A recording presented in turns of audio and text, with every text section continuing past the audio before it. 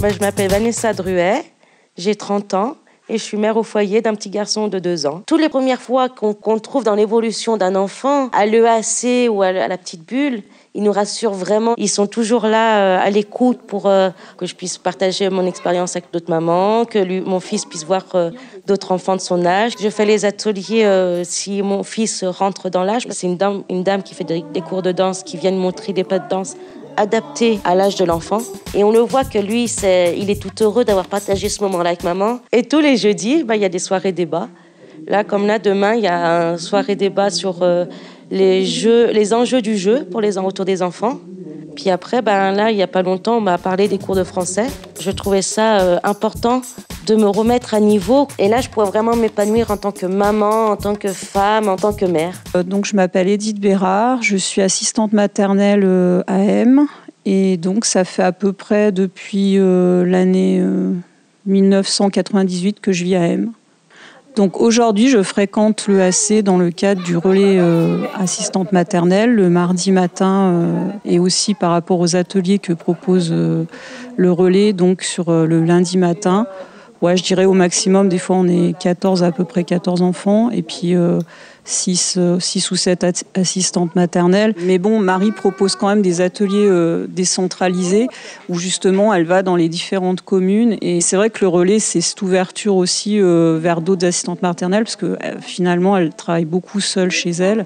Et ça permet justement cette ouverture sur l'extérieur pour avoir une écoute entre professionnels, pour avoir des échanges sur notre activité et surtout, donc, je dirais, pour l'éveil aussi de l'enfant dans un autre cadre avec d'autres enfants. Et l'animatrice donc peut nous servir de tiers aussi dans la relation avec le parent en cas de difficulté sur des soucis de règlement de contrat ou enfin tout ce qui est administratif. On y va. Allez, tu donnes la main au petit garçon là-bas. On le rattrape.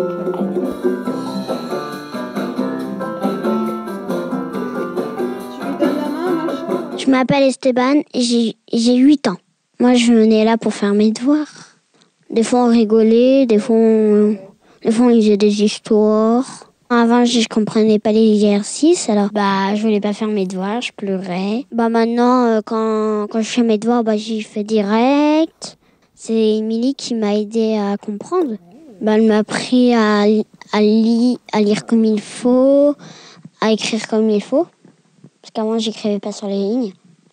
Des fois, avec maman, quand elle travaille, je vais au centre loisir. On a le droit de choisir les sorties aux trottinettes et patins à roulettes au plan d'eau. J'aime bien me faire des copains, des nouveaux copains que je connaissais pas. Comme quand on est parti à 7, je me suis fait plein de copains. En même temps, là, des copains que je connais.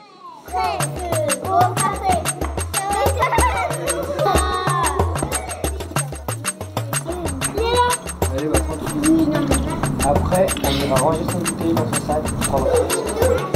Je m'appelle Quentin, j'ai 12 ans et j'habite à Mâcon. Je vais à l'espace jeune, c'est vraiment des trucs pour les jeunes et c'est ça que j'aime bien. Ça a permis que je m'ennuie pas trop et faire des rencontres, se faire des potes. C'est pas forcément des activités qu'on va pratiquer en famille, des sorties dans des villes. Il y a des sorties au cinéma le soir, il y a des activités, par exemple le graphe, acrobranche, et on n'est pas obligé d'y aller toutes les vacances, on peut s'inscrire à chaque séance qui nous plaît. L'ambiance à l'EAC, je trouve qu'elle est super parce que même s'il y a les grands et les petits, il y a presque jamais de tension. Aussi, ce qui est bien, c'est qu'on peut participer à une organisation d'un séjour ou d'une sortie. Si on n'a pas assez de moyens, on pourrait financer en faisant des activités. On peut dire ce qu'on veut, c'est ça qui est bien. On peut dire ce qu'on pense. Et les animateurs ils sont toujours à l'écoute pour ça. Ça, c'est cool. Après, il y a Bertrand aussi, il me semble, qui fait des activités au collège pour faire voir un peu ce que c'est l'EAC à ceux qui connaissaient pas. Je m'appelle Lerfidang Gülsüm. Depuis 1997, je suis en France. Et quand j'ai venu première fois, j'ai aucun mot de français que je pouvais parler. Et je ne savais pas du tout. En 2005, j'ai rencontré à l'ESC pour apprendre français. Et en même temps, maintenant, on a commencé, il y a même pas un mois, on a commencé pour préparation concours à ASEM. Et 1h30 par semaine, on s'organise avec mon bénévole. On fait des tests, des fois les grammaires, des fois il y a des choses que je comprends pas, il y a des phrases, des fois je comprends pas. Il m'explique autrement, en fait. Je confiance en moi déjà. Et j'ai beaucoup de personnes autour de moi et je sais que j'arrive à faire.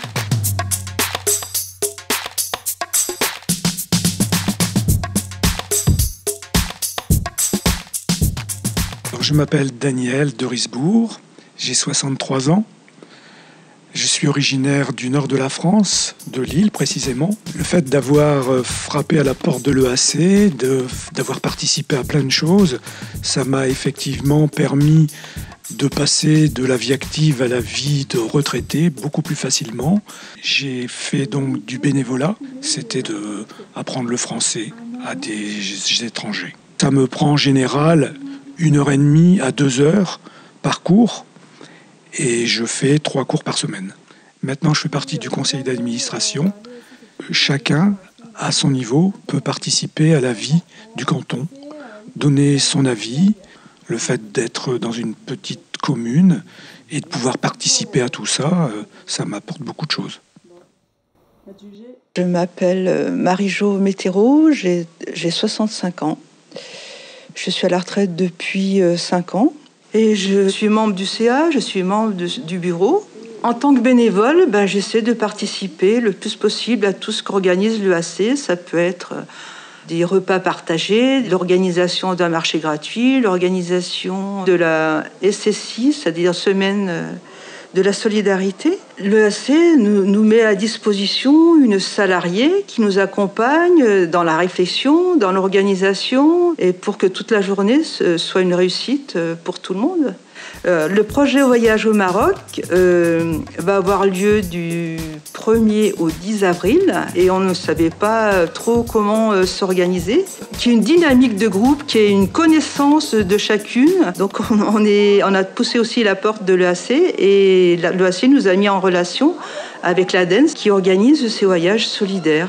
Donc l'EAC m'a proposé une formation jeu. Après la formation, l'EAC aide toutes les associations, tous les participants à organiser leur soirée jeu ou leur moment de jeu dans le but de permettre la relation intergénérationnelle dans toutes les communes du canton. Mes actions au sein de l'EAC m'apportent une très grande ouverture sur le monde puisqu'on côtoie le transculturel, le transgénérationnel. Du coup, ça booste ma vie.